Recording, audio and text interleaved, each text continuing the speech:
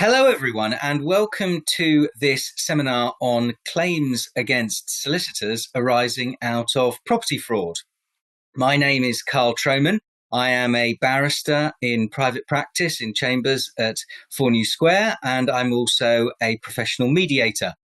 I have been doing claims involving professional negligence, particularly solicitors, for more than the last 20 years, and a lot of those have involved property fraud as the underlying issue.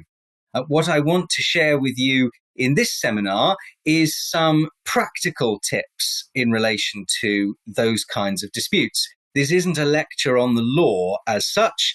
This is a lecture based on my experience as to tactics, strategies, and things to think about in relation to property fraud issues where there are claims against solicitors.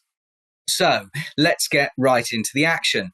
It's going to be in 3 parts, this talk, and I have various slides to share with you. Broadly speaking, the first part, I want to get us sighted on the scenario, typically what is involved in these kinds of cases and who is going to be involved in these kinds of cases.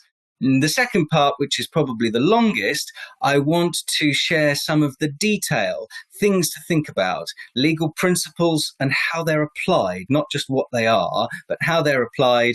And this is really both from the perspective of a claimant and a defendant.